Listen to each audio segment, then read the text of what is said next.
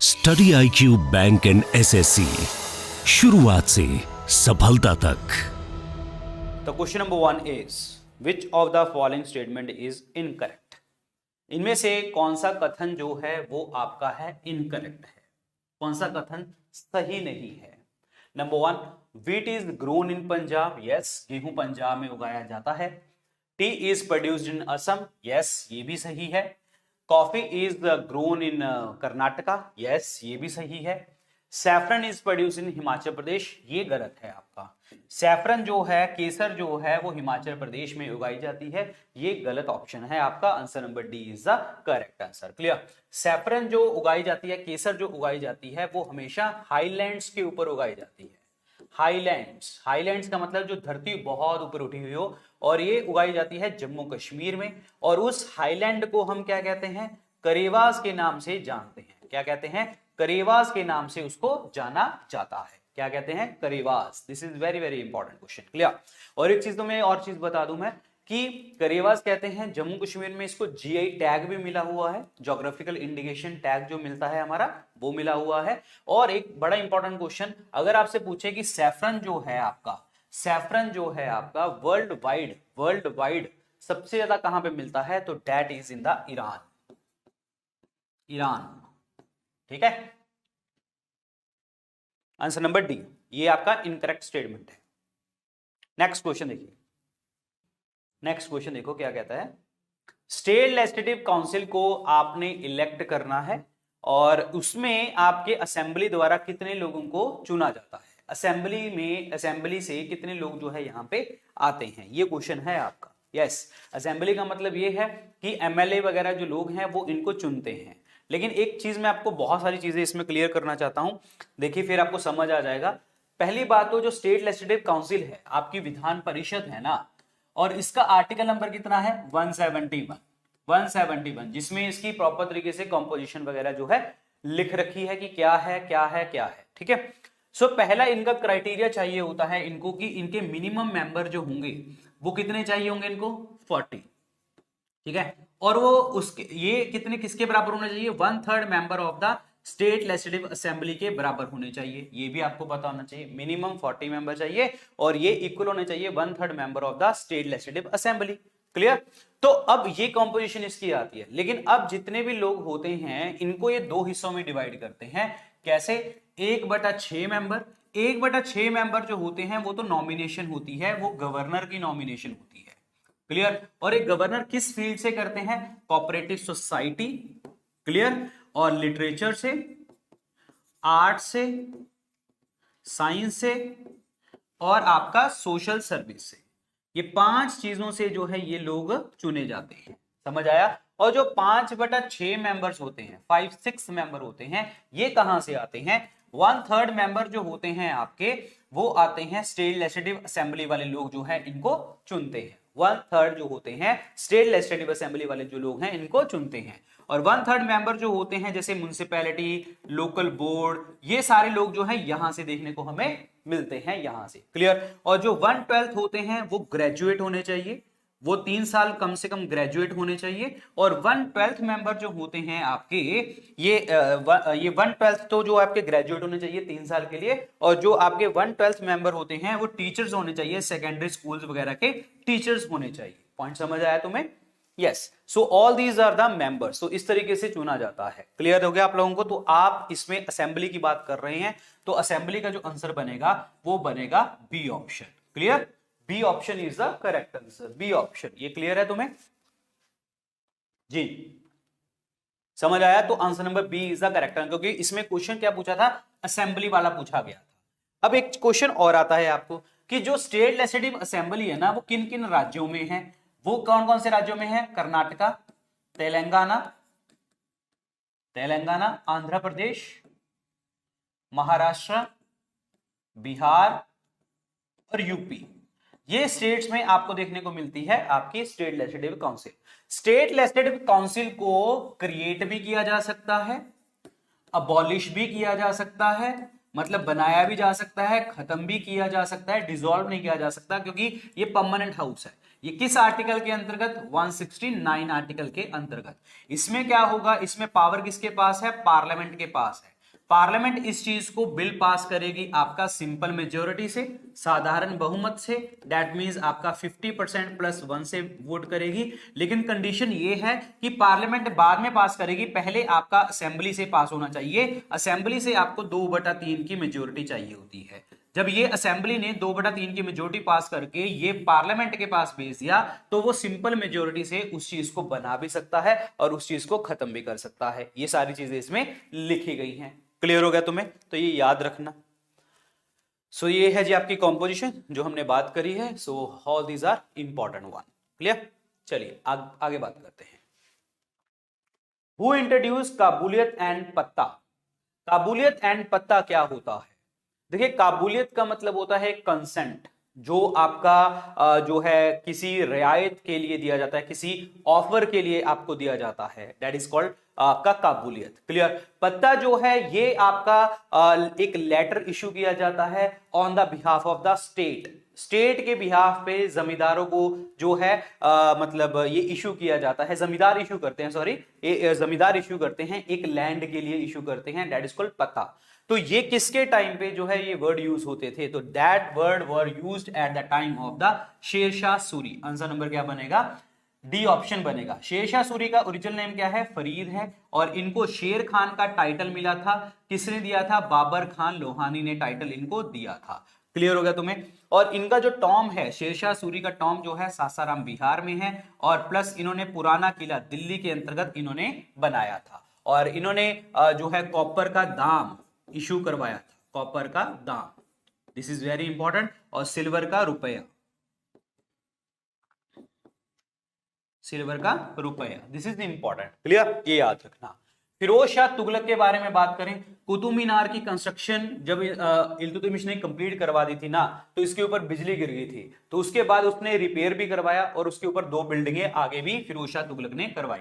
इसकी ऑटोबायोग्राफी फतूहत ए फिरोज शाही, फतूहत ए फिरोज शाही नाम की ऑटोबायोग्राफी है। गुलाम रखने का बड़ा शौकीन है ये। दीवाने बंदगन बनाया था उस चीज के लिए इसने, बंदगन, ठीक है, दिस इज वेरी इंपॉर्टेंट। और गरीब लड़कियों को शादी करवाता था और उसके लिए डिपार्टमेंट बनाया था दीवाने खैरात, दीवाने खैरात, दिस इज इंपॉर्टेंट वन, ठीक है।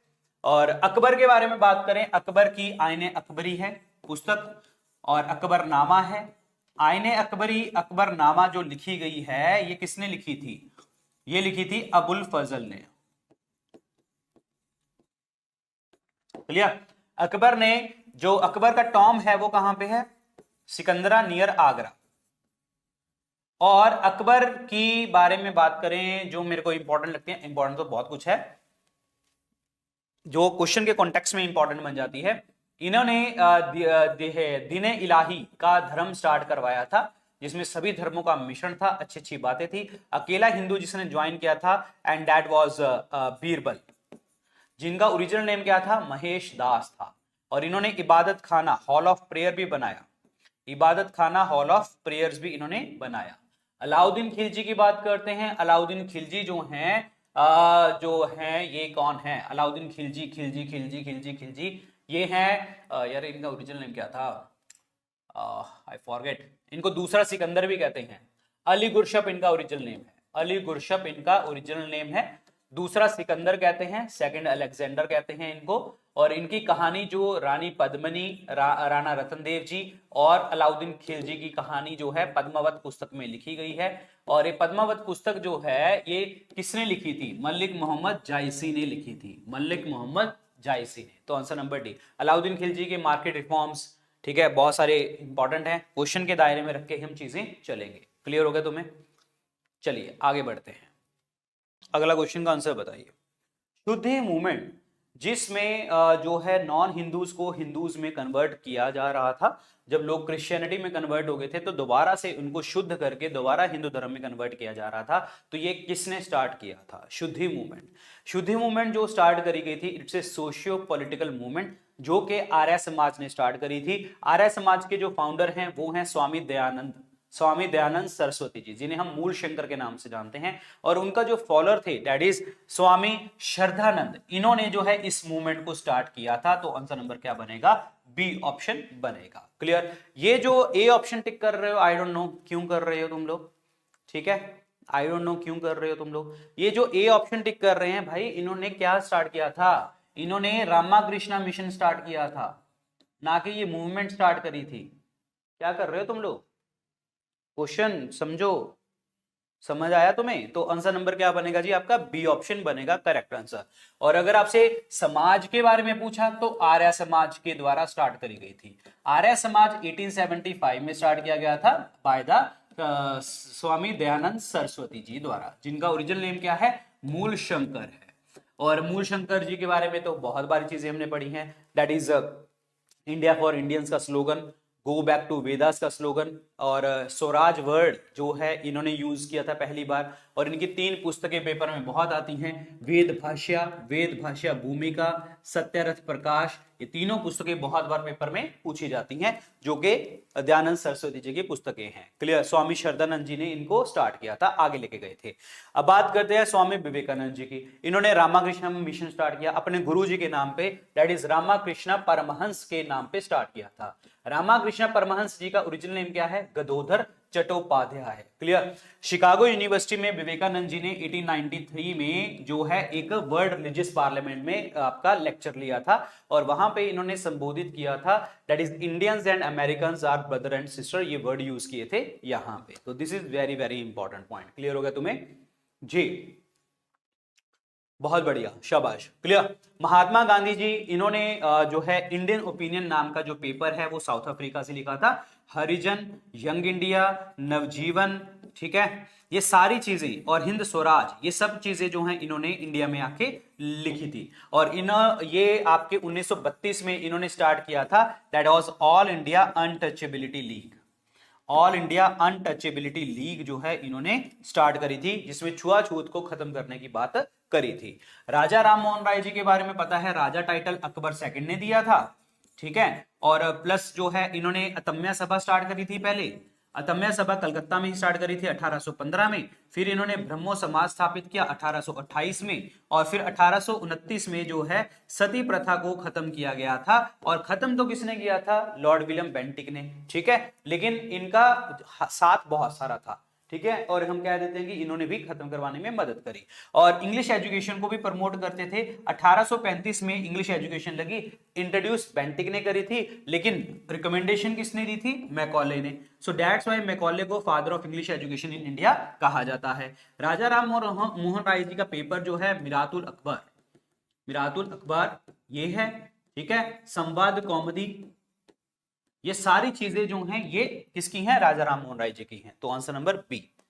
चलिए जी आगे बात करते हैं, ठीक है। सो ये पार्टिसिपेट किए हैं, इन्होंने इस्टेब्लिश किया था गुरुकुल इंद्रप्रस्थ, फ्रीडम मूवमेंट में पार्टिसिपेट किया है, कांग्रेस के साथ एसोसिएट रहे हैं, और रॉलेट एक्ट के अगेंस्ट इन्होंने काम किया है, हिंदू महासभा को रिवाइटलाइज करने में मदद किया है, भारतीय हिंदू शुद्धि सभा के प्रेसिडेंट रहे हैं, और 1926 में इनको असैसिनेट कर दिया गया था। चलिए जी आगे बात करते हैं। Next question is which of the following can be abolished but not dissolved. ये क्वेश्चन आज ही हमने 2-4 क्वेश्चन पहले ही डिस्कस किया है कि अबॉलिश करना, अबॉलिश हम कर सकते हैं, क्रिएट भी कर सकते हैं, बना भी सकते हैं, खत्म भी कर सकते हैं, लेकिन भंग नहीं कर सकते। भंग का मतलब ये है कि सदन है उसको भंग कर दिया दोबारा से फिर चल जाएगा, ऐसा नहीं कर सकते। और वो कौन सा सदन है? आपका स्टेट ये है आपका सॉरी वो है आपका that is state legislative council, जिसे हम क्या कहते हैं? विधान परिषद के नाम से जानते हैं। आपको आर्टिकल 169 बताया था, 171 बताया था, ये सारी चीजें मैंने आपको बताई थी। क्लियर? और हाँ, एक चीज याद रखना कि 1/3 सदस्य जो होते हैं वो हर 2 साल बाद जो है रिटायरमेंट उनकी होती रहती है, ये पता होना चाहिए। तो आंसर इसमें सी ऑप्शन बनेगा। अब ये राज्यसभा जो है, राज्यसभा को ना तो हम क्रिएट तो है ही है, ना तो हम अबॉलिश कर सकते हैं, ना हम डिसॉल्व कर सकते हैं, क्योंकि ये हमारा परमानेंट हाउस है और इसको कभी भी डिसॉल्व नहीं किया जा सकता। परमानेंट हाउस तो ये भी है, इसको भी डिसॉल्व नहीं किया जा सकता, लेकिन इसको बनाया भी जा सकता है और इसको खत्म भी किया जा सकता है। आर्टिकल 169 मैंने आपको बताया था अभी। क्लियर हो गया तुम्हें, ये याद रखना। और म्युनिसिपल बॉडीज आपको पता है कि आपकी जो है म्युनिसिपल एरियाज में नगर पालिका, नगर पंचायत जिसे हम कहते हैं, और इसके लिए एक अमेंडमेंट हुई थी 74 अमेंडमेंट एक्ट 1992, और जो कि इंप्लीमेंट करी गई थी 1993 में। 18 सब्जेक्ट के ऊपर कानून बना सकती है म्युनिसिपैलिटी, ये सब आपको पता है। पार्ट की बात करें, पार्ट 9A है। स्केड्यूल की बात करें, 12वां है। ये सारी चीजें आपको पता है, ठीक है। तो answer number C is the correct one.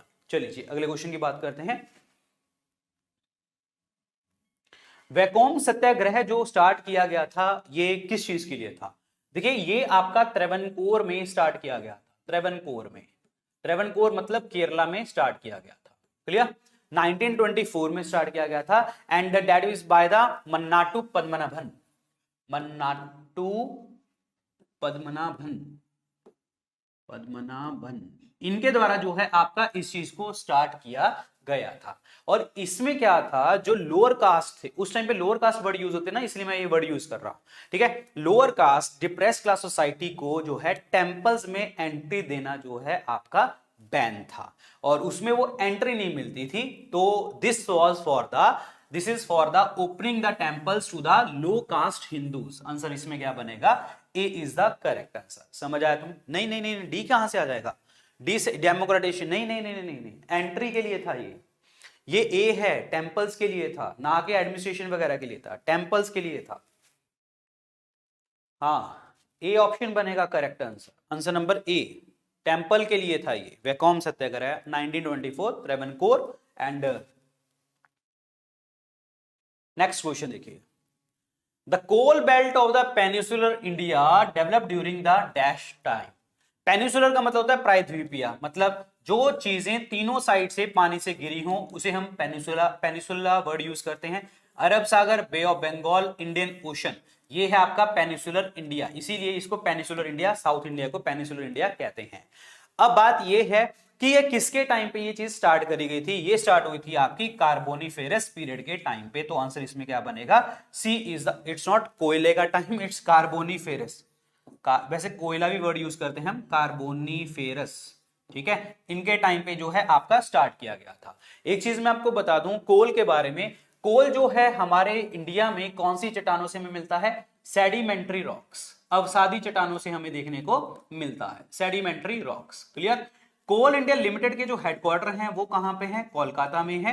Coal capital किसे कहते हैं? कोल कैपिटल जो है ये किसे कहते हैं? ये कहते हैं हम धनबाद को, झारखंड में, धनबाद झारखंड में कहेंगे। This is very very important point. Clear? और इसके लिए बहुत सारी माइंस हैं जो इंपॉर्टेंट है, वही मैं आपको बताऊंगा। बोकारो झारखंड में है, बोकारो झारखंड में है। रानीगंज, रानीगंज कहां पे है? वेस्ट बंगाल में है।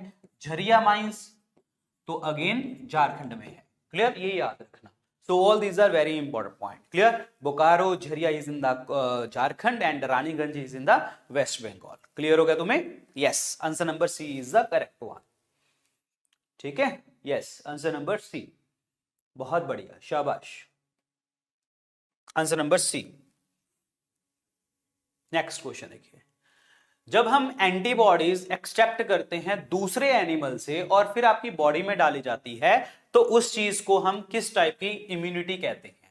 वो किस टाइप की जो है इम्यूनिटी होती है? इम्यूनिटी का मतलब सीधी सी बात है, इन्फेक्शन से लड़ने की ताकत आपकी बॉडी में डाली जा रही है, और एंटीबॉडी से एक्सट्रैक्ट किए जा रहे हैं दूसरे एनिमल से और बॉडी में डाले जा रहे हैं, और ऐसे चीजों को हम क्या कहते हैं? Artificially passive acquired immunity. क्यों आर्टिफिशियल का मतलब भाई दूसरे, मतलब नेचुरल नहीं है।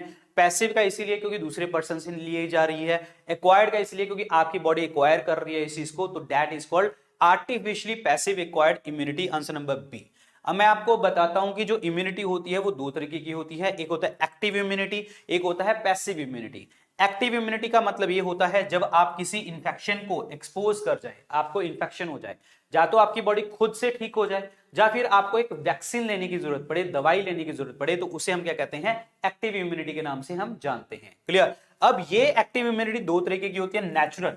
अब आप सीधी सी बात है, आपको खांसी लगी, जुकाम हुआ, आप 2 दिन के अंदर अपने आप ठीक हो गए, तो दैट इज आपकी वो नेचुरल ताकत है, बॉडी की नेचुरल इम्यूनिटी है। अगर आपको वैक्सीन लेने की जरूरत पड़ रही है, एंटीबॉडीज लेने की जरूरत पड़ रही है, तो वो है आपकी आर्टिफिशियल। क्लियर हो गया तुम्हें? तो दिस इज इंपॉर्टेंट। अब बात ये है, पैसिव इम्यूनिटी का मतलब ये होता है कि हमारी बॉडी से कुछ नहीं हो रहा, या किसी भी तरीके से हम जो है किसी दूसरी चीज से ले रहे हैं, वो दूसरी चीज में एक नेचुरल वर्ड होता है। अगर बच्चा है, बच्चा दूध पी रहा है माँ का, तो उसके अंदर नेचुरल आ रही है, लेकिन पैसिव तरीके से आ रही है। पॉइंट समझ आया? और अगर हम सीरम मेडिसिन बना रहे हैं, कोई केमिकल्स वगैरह सब कुछ इकट्ठे करके बना रहे हैं, तो वो आपकी आ जाती है आपकी आर्टिफिशियली पैसिव। सो इसीलिए जो हमारा क्वेश्चन था ये वाला अदर एनिमल्स वाला, तो वो क्या था? आर्टिफिशियल एक्वायर्ड पैसिव इम्यूनिटी, क्योंकि हम जो है ये सीरम मेडिसिन वगैरह चीजें बनाते हैं। पॉइंट समझ आया तुम्हें? ठीक है, चलिए आगे बढ़ते हैं। इनमें से कौन सी ऐसा वंश है जिसमें मुस्लिम धर्म को मतलब वो अपनी जो प्रीचिंग्स है वो कर सकते हैं, मतलब सीधी सी बात है, वो अपने जो इस्लामी विश्वास है ना वो फैला सकते हैं। हमारे जो है रूल में वो कौन से लोगों ने इनको बोला था? वो बोला था राष्ट्रकूट वंश ने। आंसर नंबर क्या बनेगा आपका? D option. राष्ट्रकूट वंश के जो संस्थापक हैं उनका नाम है दंती दुर्ग। क्या नाम है? दंती दुर्ग। और इनकी कैपिटल जो है मान्याखेत, मान्याखेता, ठीक है। और इसको बनाया था अमोघ वर्ष ने।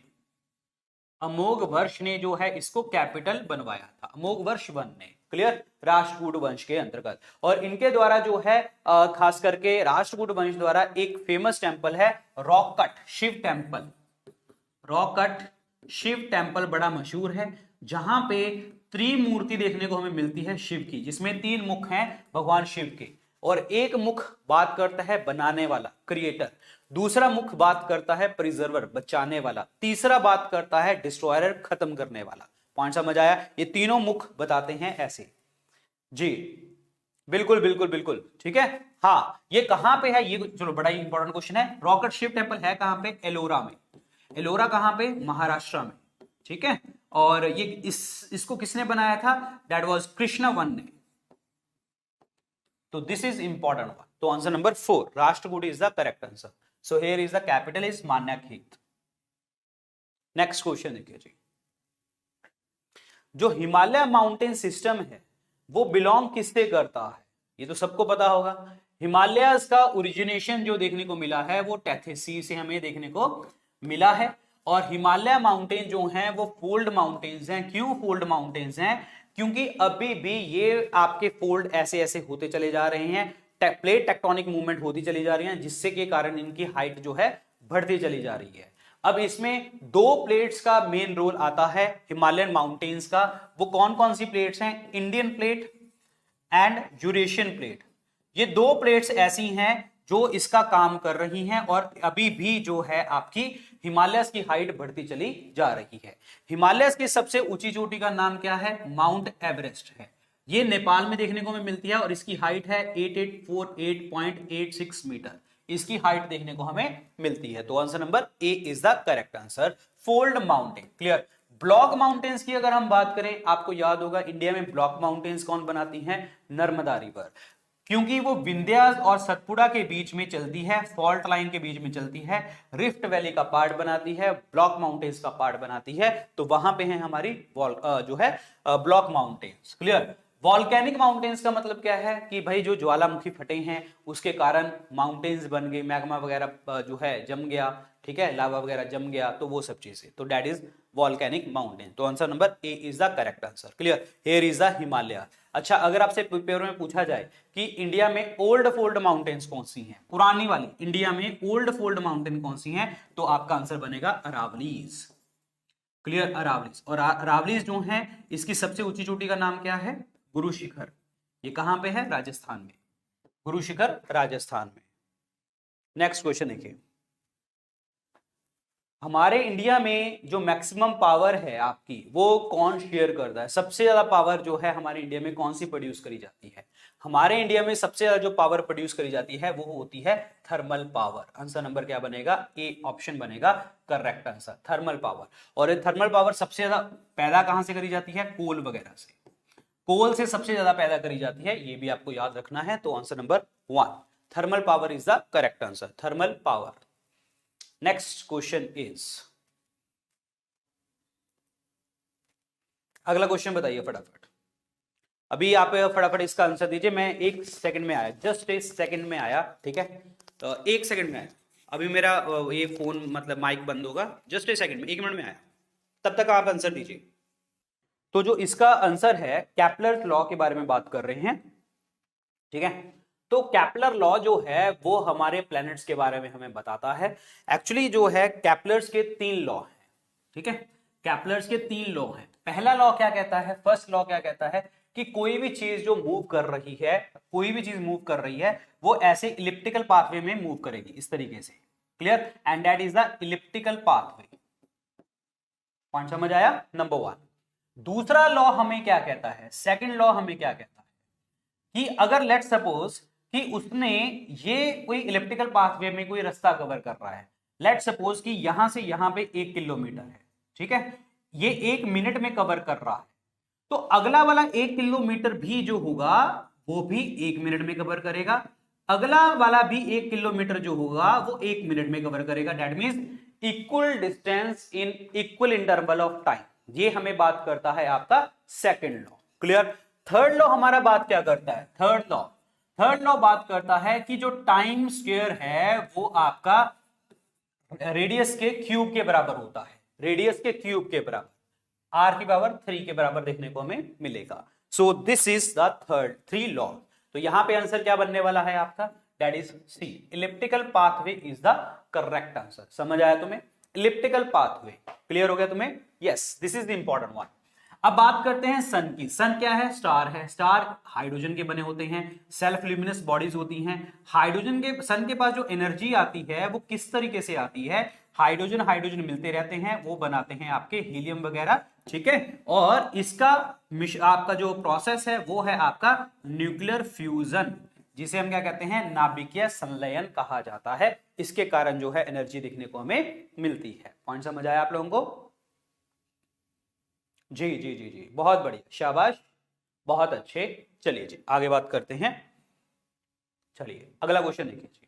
अगला क्वेश्चन हमारे स्क्रीन के ऊपर क्या कहता है कि इनमें से कौन सा जो पेयर है वो आपका करेक्टली मैच है, मतलब कौन सा पेयर जो है वो सही है, सही जुड़ा हुआ है यहां पे। तो देखते हैं नंबर 1, हल्दी घाटी की, 1 मिनट, हाँ, मैच करेक्ट पूछ रहा है वो, ठीक है, करेक्ट मैच पूछ रहा है। हल्दी घाटी की लड़ाई शेरशाह और मालदो, ये गलत है। हल्दी घाटी की जो लड़ाई हुई थी वो 1576 में हुई थी, 1576 किस में हुई थी, महाराणा प्रताप जी और बैरम खान के बीच में। बैरम खान की साइड से अकबर लड़ रहा था, मतलब अकबर की साइड से बैरम खान लड़ रहा था। खानवा का युद्ध बाबर और इब्राहिम लोदी, ये गलत है। खानवा का युद्ध जो है 1527 में हुआ था, क्लियर, और जो है आपके राजपूतों के बीच में और बाबर के बीच में 1527 में, तो ये भी गलत हो गया, ये भी गलत हो गया। तराइन का युद्ध जो है वो पृथ्वीराज चौहान और मोहम्मद गोरी के बीच में हुआ था, यस, आंसर नंबर सी। और ये जो युद्ध हुआ था, 2 हुए थे, 1191 में फर्स्ट वाला हुआ था और 1192 में सेकंड वाला देखने को हमें मिला था। जो 1191 में था उसमें पृथ्वीराज चौहान जीते थे, 1192 में जीता था मोहम्मद गोरी, क्लियर। और ये मोहम्मद गोरी जो है हमारे भारत देश में धन लूटपाट करने तो आया ही आया था, प्लस जो है उसने यहां पे क्या किया था, धन लूटपाट तो किया ही किया, प्लस जो है यहां पे अपना राजवंश भी स्टैब्लिश करने की बात करी उसने, क्योंकि उसके बाद अपने गुलामों को छोड़ गया था, स्लेव डायनेस्टी, कुतुबुद्दीन ऐबक, ये वो सब चीजें आगे चलने लग गई थी। समझ आया तुम्हें, तो इंपॉर्टेंट है। अगर मैं बात करता हूं यहां पे पृथ्वीराज चौहान जी के बारे में, तो इन्होंने लिखी थी पृथ्वीराज रसो। क्या लिखी थी, पृथ्वीराज रसो, ठीक है। ये किसने लिखी थी, चंद बरदाई, चंद बरदाई ने लिखी थी, पृथ्वीराज रसो। This is important one, clear, ये याद रखना। उसके बाद है बैटल ऑफ धर्मत, शाहजहां और दारा के बीच में, गलत। बैटल ऑफ धर्मत हुई थी 1658 में, बैटल ऑफ धर्मत 1658 में शाहजहां दारा के बीच में ना होके औरंगजेब और दारा शिकोह और उनके भाइयों के बीच में हुई थी। बैटल ऑफ जो है धर्मत और बैटल ऑफ समूहगढ़, दोनों लड़ाइयां जो हैं 1658 में हुई थी और डिसीजिव बैटल आपकी समूहगढ़ वाली थी, जिसके बाद जो है औरंगजेब ने एक टाइटल लिया था आलमगीर का। आलमगीर का मतलब क्या होता है, the conqueror of the world, clear, ये याद रखना। So all these are important, answer number C. Next question is,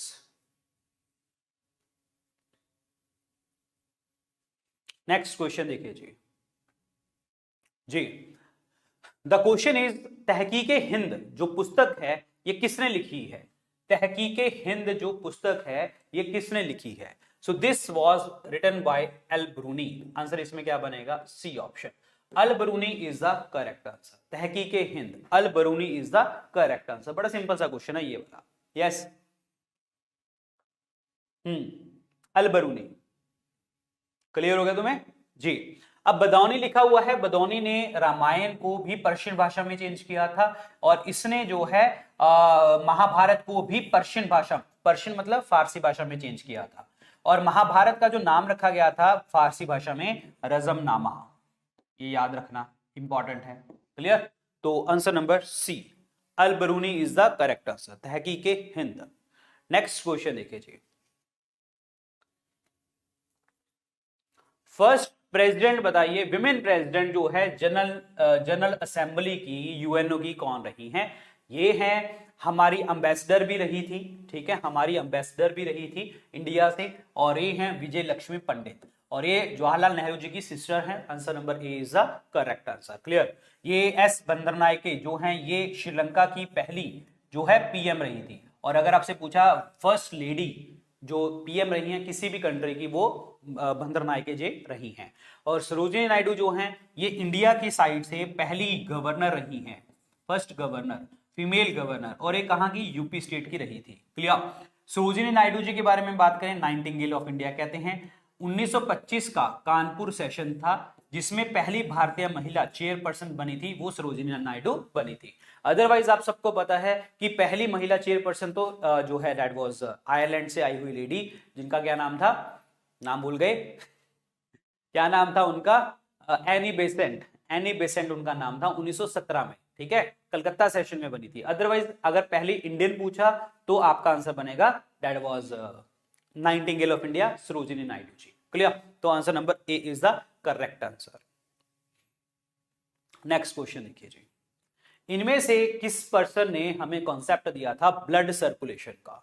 परिसंचरण तंत्र का जो है आइडिया हमें इन्होंने दिया था, ब्लड सर्कुलेशन का कॉन्सेप्ट इन्होंने हमें बताया था। सो ब्लड सर्कुलेशन का जो कॉन्सेप्ट बताया था वो बताया था विलियम हार्वे ने, विलियम हार्वे। तो answer number 1। Clear? Land Steiner की बात करते हैं तो इन्होंने ब्लड ग्रुप के बारे में हमें बताया था, ब्लड ग्रुप के बारे में, ठीक है। वीनर की बात करता हूं तो ये दोनों को मिला के इन दोनों ने हमें आरएच फैक्टर के बारे में बताया था। आरएच फैक्टर जो होता है ये रिसिस फैक्टर होता है आपका, ये मंकी से लिया गया था। RH factor, rhesus is a monkey, African variety होती है ये। अगर जिसमें प्रेजेंट होगा वो आरएच पॉजिटिव होगा, जिसमें एब्सेंट होगा वो आरएच नेगेटिव देखने को हमें मिलेगा। और मैं आपको चीज बता दूं, 90% of the population is RH positive. जैसे हमारे ब्लड में लिखता ना ए पॉजिटिव, बी पॉजिटिव, वो वाली चीज हम बात कर रहे हैं। क्लियर? ये याद रखना। हरगोविंद खुराना इन्होंने हमें बताया था जेनेटिक कोड के बारे में, जेनेटिक कोड के बारे में इन्होंने हमें बताया था। तो answer number A, William Harvey is the correct answer, William Harvey. Next question देखिए जी। अगला, mutant variety of A wheat is, wheat की जो वेराइटी है इसमें से वो कौन सी है? गेहूं की। और इसका जो नाम है ना, साइंटिफिक नेम व्हीट का, वो है ट्रिटिकम, ट्रिटिकम एस्टिवम। ये आपको याद रखना है, ट्रिटिकम एस्टिवम, ठीक है। अब बात ये है कि इसकी म्यूटेंट वेराइटी का नाम बताना है आपको, तो वो नाम क्या है? Yes anyone? बहुत बढ़िया, शरबती सोनारा। आंसर नंबर क्या बनेगा? C is the correct answer, Sharbati Sonora is the correct one. Yes, ये कुछ वैरायटीज है, देखो वीट की वैरायटी है शरबती सोनारा, म्यूटेंट वैरायटी। राइस की है जगन्नाथ, पार्वती, मोहन, ठीक है। चिकपी की है पूसा, और कॉटन की है पूसा अगेती, MA9 वगैरह। मूंग बीन की पंत मूंग 2, बार्ले की RDB, ठीक है। तो ये देख लेना यार, ठीक है। मेनली आपको मैं बता दूं, वैसे तो आपको ये दो ही पूछे जाते हैं, कॉटन का एक बार एक्स्ट्रा पढ़ लेना, वैसे नहीं पूछेगा, ये तीनों में से पूछ सकता है। क्लियर? चलिए आगे बढ़ते हैं। नेक्स्ट, 44 अमेंडमेंट एक्ट जो हुआ था आपका, उसमें से कौन सा फंडामेंटल राइट जो है अबॉलिश कर दिया गया था, कौन सा फंडामेंटल राइट जो है छीन लिया गया था? देखिए 44 amendment act first of all 1978 में हुआ था, और इसमें दो चीजें बहुत ज्यादा मेन हुई थी। वो दो चीजें मेन कौन सी हुई थी? एक तो इन्होंने राइट टू प्रॉपर्टी, जो हमारा फंडामेंटल राइट था, आर्टिकल 19 के अंतर्गत वो इस चीज को जो है आपका इसको इन्होंने आर्टिकल 300A में एक कॉन्स्टिट्यूशनल राइट बना दिया था, संवैधानिक अधिकार बना दिया था, लीगल राइट बना दिया था इसमें। This is important. Number two is the, देखिए अच्छा एक चीज है, यहीं पे भी एक क्वेश्चन है, आपसे पूछा जाता है कि राइट टू प्रॉपर्टी जो है आपका वो किस टाइप का राइट है, तो आपको पहले आंसर देना है कॉन्स्टिट्यूशनल राइट है, मतलब हमारा संवैधानिक अधिकार है, पहले तो आपको ये आंसर देना है, ठीक है। अगर वहां पे संवैधानिक अधिकार नहीं ऑप्शन में आता तो आपको लीगल राइट के ऊपर टिक करना है, अदरवाइज नहीं टिक करना, ये याद रखना। क्लियर। अब दूसरी बात यहां पे जो हमारी एक नेशनल इमरजेंसी का एक कारण होता था, internal disturbance. Internal disturbance, clear. Internal disturbance की जगह के ऊपर हमने इसका एक वर्ड लिया आर्म्ड रिबेलियन, यानी कि अब इंटरनल डिस्टर्बेंस के कारण ना करके आर्म्ड रिबेलियन के कारण जो है आपकी नेशनल इमरजेंसी लगा करेगी। पॉइंट समझ आया तुम्हें? यस। और बाकी दो रीजन क्या है नेशनल इमरजेंसी के, एक वॉर है, एक एक्सटर्नल एग्रेशन है। हमारे इंडिया में 3 बार जो है, यस जी, हमारे इंडिया में 3 जो है आपकी दैट इज 3 टाइप की इमरजेंसी और तीनों बार ही लगी है। तो यहां पे नंबर 1 जो किसके कब लगी थी, 1962 में इंडिया चाइना, और वो लगी थी एक्सटर्नल एग्रेशन के कारण, क्लियर। और एक हुई थी 1971 इंडिया पाकिस्तान वॉर के कारण। फिर उसके बाद 1975 में इंदिरा गांधी जी के टाइम पे Fakhruddin Ali Ahmed was the president, और उस टाइम पे लगी थी इंटरनल डिस्टर्बेंस के कारण, क्योंकि फिर उसके बाद हमने ये वर्ड चेंज कर दिया था 44 अमेंडमेंट द्वारा आर्म्ड रिबेलियन में, तब चेंज किया था उसके बाद।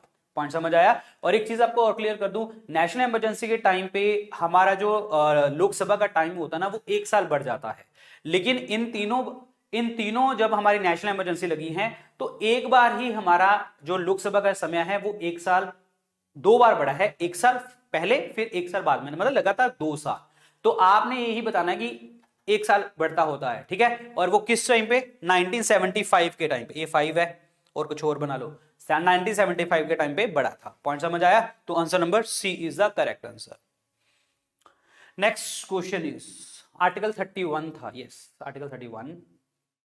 Next question is who was the son of the Simha Vishnu Simha Varman?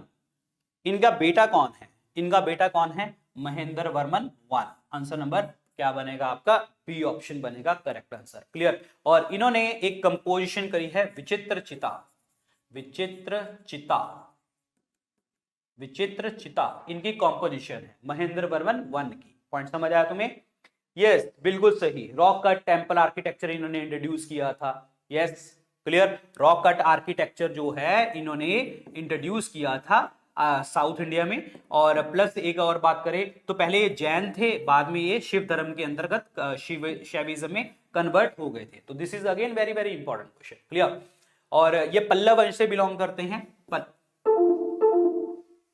क्या हो गया? ये कहां से बिलोंग करते हैं? पल्लव वंश से बिलोंग करते हैं। और पल्लव वंश के बारे में एक चीज आपको और बता दूं, पल्लव वंश की कैपिटल पेपर में आती है, दैट इज कांचीपुरम और Kanchi, clear. This is very very important one, clear. एक चीज आपको और क्लियर करना चाहूंगा मैं, पल्लव वंश के अंदर एक राजा है नरसिम्हा वर्मन 1। ये तो आप कहेंगे कि सर ये तो रट्टा पड़ा है हमें।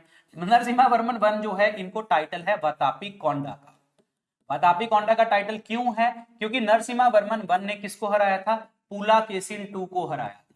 ये पुलाकेशिन 2 कौन है? पुलाकेशिन 2 कौन है? ये चालुक्य वंश के राजा हैं। चालुक्य वंश की जो कैपिटल है वो है वातापी और बादामी, वातापी और बादामी, ठीक है। इसीलिए जब इन्होंने इनको हराया तो इसीलिए इन्होंने टाइटल लिया वातापी कोंडा का, वातापी को जीतने वाला, ठीक है। एक चीज आपको और क्लियर कर दूं, यहां पे नरसिम्हा वर्मन 1 जो है आपके, ये वही हैं जिनको ममाल के नाम से जाना जाता है। What is the meaning of Mamal here?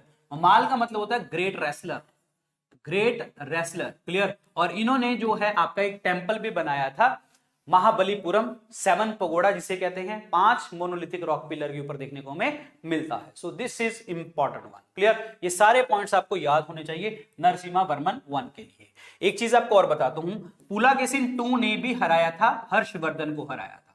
और इस चीज का वर्णन कहां पे किया गया है? आहियोल इंस्क्रिप्शन में किया गया है। ये आहियोल इंस्क्रिप्शन कहां पे है? अगेन कर्नाटका में, कर्नाटका में बादामी वातापी में इनकी इंस्क्रिप्शन देखने को मिलती है। और ये किसकी इंस्क्रिप्शन है? रवि कृति की इंस्क्रिप्शन है, क्लियर, ये याद रखना। सो आंसर आपके सामने है, तो आंसर इसमें B is the correct answer, B option. Study IQ bank and SSC, शुरुआत से सफलता तक।